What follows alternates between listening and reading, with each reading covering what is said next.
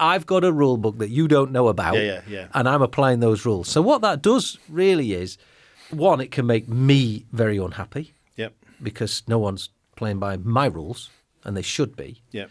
But also, it might not have any impact immediately on you because you don't know about it. Yeah. But then if I start holding you accountable to my rules, you might think, well, where's that come from? The question is from Thinking Focus. Hi, I'm Graham from Thinking Focus. Hi, I'm Rich from Thinking Focus. And this is podcast number 7 in a series where we explore common thinking errors. Common thinking errors, we all have them from time to time. Perfectly normal that we have them. Most of the time we make mistakes in our thinking and everything turns out fine. But sometimes these thinking errors can get in our way, can cause us to be unsuccessful, or can even cause us harm. In today's podcast, we're talking about should statements.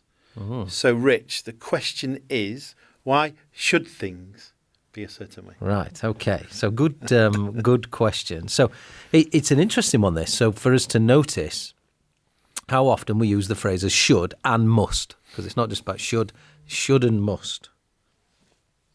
Often known as masturbation.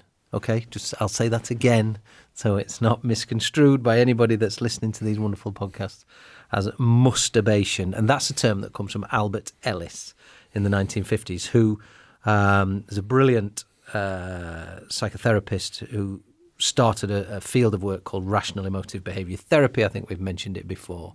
But what he noticed is that what we do a lot is we use the words should and must in lots of things that we say. So, for example, if you think about it in a work context, you might say, I must always look the part in front of the customer. Or you might say, my team should never make mistakes. Or I shouldn't need help with this kind of thing. And what we're doing is, by using the must or the should, is we're actually creating a demand or a rule. Okay. So explain that a little bit more. So, what do you mean we're creating a demand or a rule? So if I said that Graham... You must explain that to me. If I say that Graham must be professional, what I'm doing is I'm creating a rule... Setting an unrealistic expectation. Yeah. It's a bad example, yeah. I'm creating a rule that I have in my head about something I want you to do. Okay? You should not be late for meetings. Yep. Yeah? You might do it with your kids. You should have... I was just thinking, language with kids. We do it with kids. Yeah. You should have a tidy bedroom. You should look after your new trainers. Yeah. I'm creating a rule, or I'm using a rule that I have and imposing it onto a situation or another person. I can do it to myself as well. I should be able to do this at my age, depending what it is. I should be able to do this. I shouldn't need help with it. I've created a rule. Or, as Ellis often called it, a demand. Right. I'm making a demand of you that you should be professional at all times. Again, unrealistic. Yes, okay. No, how many times you say that? it is unrealistic. We're right, yeah.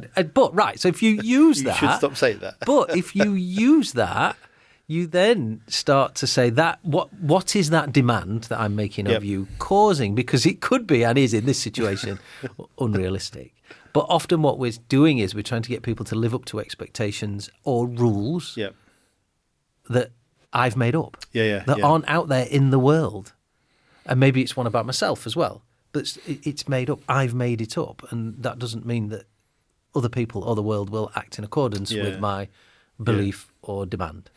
Just I don't want to take us down a rabbit hole, but you say if they're kind of almost like standard expectations of your own, if we've agreed them as a team, though, does the same thing kick in that we're... Well, but yes, okay. So if we say we must... Let's say, we sometimes teams go, these are our ground rules. Yeah, so we must... These are the 5 things we should do. We must always act with, good intent with each other. Okay, so the challenge is that we all make mistakes, and people in the world make mistakes.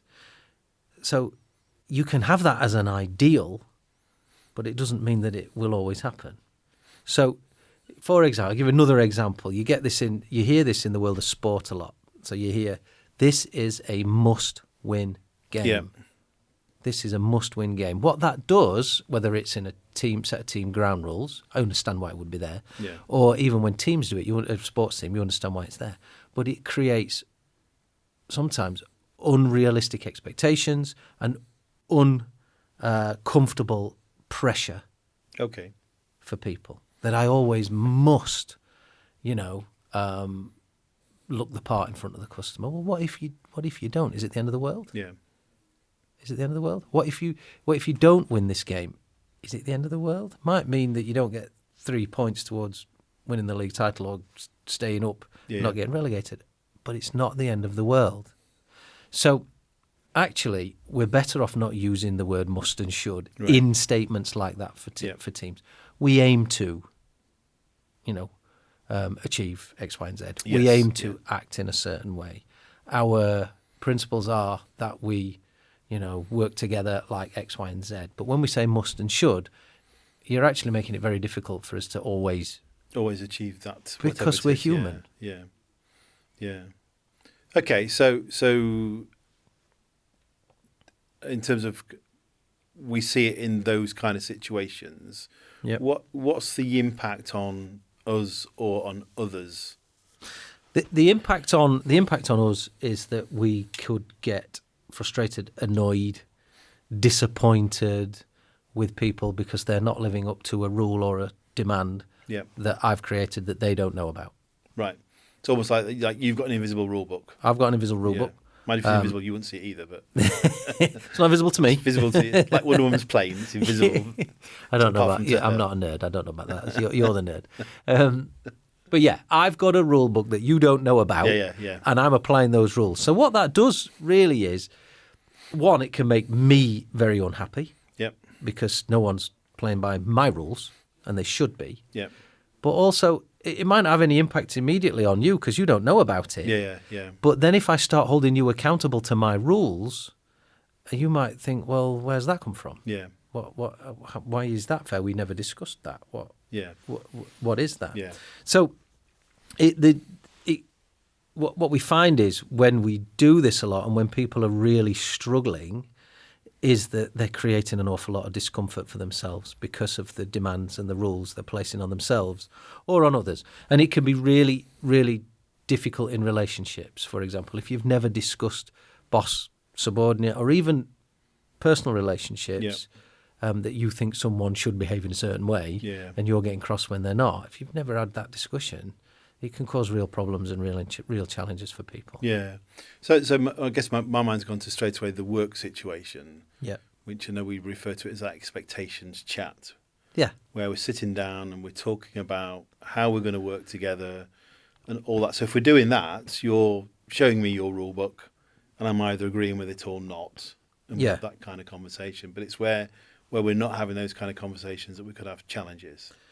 Yeah, if we're not having them, and if, like you said, I'm carrying around an invisible rule book to you, and I'm applying those rules. And I've got a different rule book. Yeah, and you've got a different one. Because, look, we create beliefs about what should happen in certain scenarios in life through our experiences, don't we? Yeah. And it may very well be that my experiences in my career have meant that I have a set of rules about how I deal with the customer. I have a set of rules how I do whatever, X, Y, Z, because that was drilled into me in a previous job. Yes. Yeah. Right? So that might be my set. Your set might be entirely different because maybe you worked in a different industry or sector or whatever and you do things differently. So it doesn't mean mine's right and yours is wrong. It doesn't mean yours is right and mine's wrong. So if we're having an expectation chat, what we need to do is sit down together and say, okay, how do we want to work together? Yeah. What do you need from me? What do I need from you? How can we try and meet in the middle? What are the expectations of the role? Yeah. That sort of stuff. So it's a joint effort. It's not a manager telling a subordinate. Yeah. So there might be some this is what you should do or must do. So there might be some compromise in some of that then, as we're trying to align how you want me to be and how I want me to be. Yeah. No, you're always going to be that. striving for things, aren't you? It's not going to be the compromises that we don't achieve the goal or whatever. That's not the point. But the point is and maybe again, we talked about in other podcasts in this series, maybe films, media, all that kind of stuff. glorify managers that are, strong or bossy or, push people and push hard and all that kind of stuff. Okay, that's one way of doing one it. style of That's one way of doing it. leadership, Not yeah. saying it's the wrong way. Yeah. But actually, we're more likely to collaborate well if we accept, yes, there's a goal to achieve. Yes, there are objectives we're aiming to get to. And then we set some expectations together about how I work with you, how you work with me, and what we try and do. Yeah. And that might that's life. You have to compromise, don't you? Yeah. I can't just force onto you what I think should happen and must happen. Although you do that. Yeah, I do that. with you. And you do tell me I'm wrong and you're right. So. Yeah, but that's normally the case. Okay. Fair enough. So if there's some stuff then we can do, so we recognise kind of it's there, where it comes from, there's a language piece to be mindful of, there's the expectations piece to be mindful of. What else then can we do about this particular thinking error? So the Albert Ellis in his work talks about noticing the language. That's why he coined the phrase masturbation. Sorry, that was masturbation. And the shoulds and the must, He notice the language, notice when you use it, and change the language. So instead of saying, I should have done X, Y, Z, I should have remained calm. Yeah. He changed it to say, I would have strongly preferred to have been calm. However, on this occasion, I wasn't, but I can learn from it. Yeah. Yeah. Instead of saying this is a must-win game, you would say we would strongly prefer to win, and all our effort will be put into winning. But life's unpredictable. Yeah. Yeah. So what you're doing is you're changing the should and the must to strongly prefer, or prefer if that works better. Because what we're doing when we do that is we're taking away the rule. We're accepting that life doesn't always go to plan. Yeah. We're accepting unconditional self-acceptance that I am not perfect, I am human, and I will have moments when I do things well, and I'll have moments when I don't do things as well. Yeah. We've also got what is also known as unconditional others acceptance.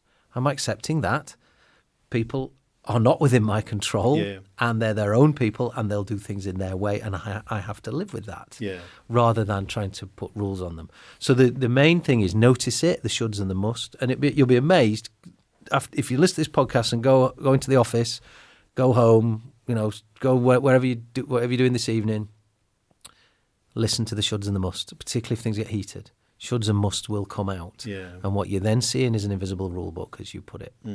So it's then for yourself when you're doing it is to notice it and to say, okay, I'd strongly prefer to have, got that promotion. However, I didn't on this occasion.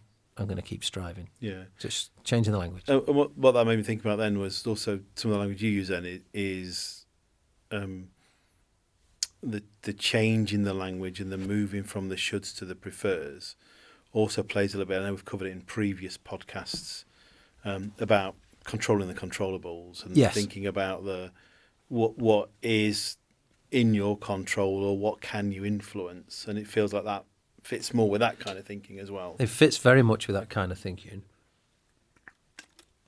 I find if I work with someone on REBT, rational emotive behaviour therapy, and you start to move from musts and shoulds to I'd prefers, you feel them, you can see and feel them almost calm a little bit.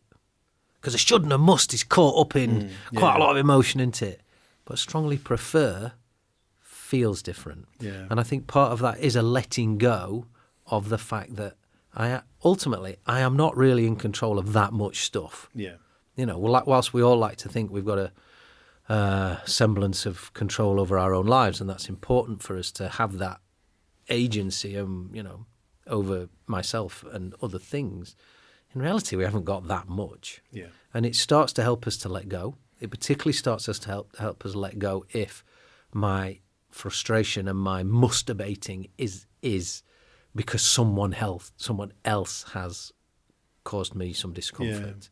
It allows me to let go. It allows me to be more accepting, and therefore reduces the stress I might be feeling. Yeah, it also made me think a little bit about if you're talking to other people and you should, can feel quite, I'm sure aggressive is quite the right word. Well, it can be aggressive. But it can lead to being confrontational. Just think about it with parent-child situations. Yeah. You must not do that. You must not come in late. Yeah. You know, you must not do that.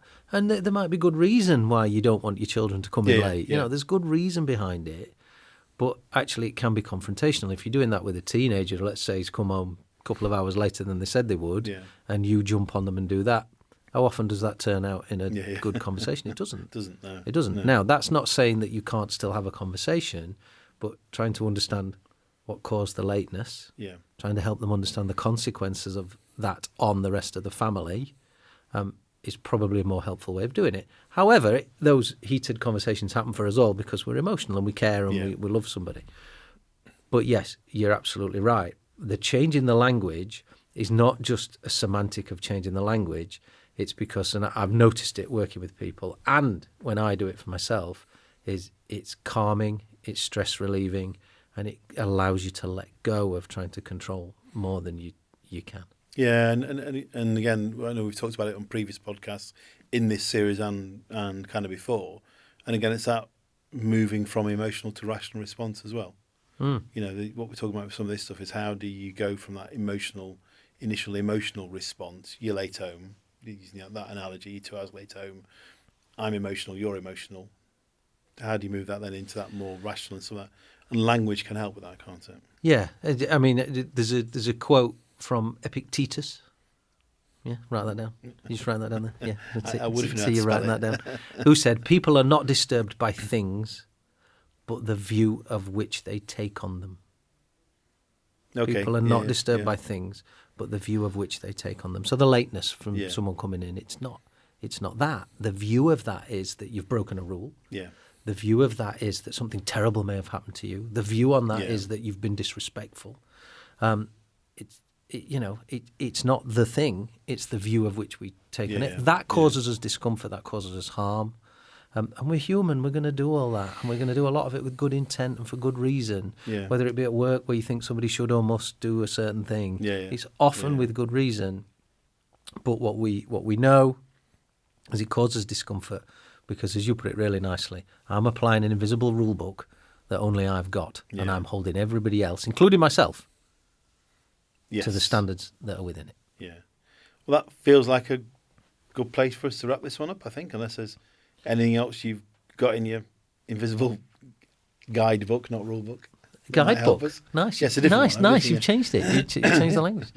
I would strongly prefer for us to finish at that point, I think. Well, then perhaps we must. Let's. Prefer to. Prefer to. Next time on The Question Is. Yeah. I mean, a lot of this stuff comes in quite young, I think. I think we learn a lot about these rules and the kind of ways to perceive the world, through our childhood. Yeah. And the reality is the version of these we get, it's a bit like personality. The version of the personality you get is the one that worked for you at that time. It isn't necessarily the right one or the one that's the best for all the situations. It just worked for you in that time. To find out how Thinking Focus can unlock the potential within your organisation, go to www.thinkingfocus.com, where you'll discover more about the work we do, helping our clients increase productivity and enable change.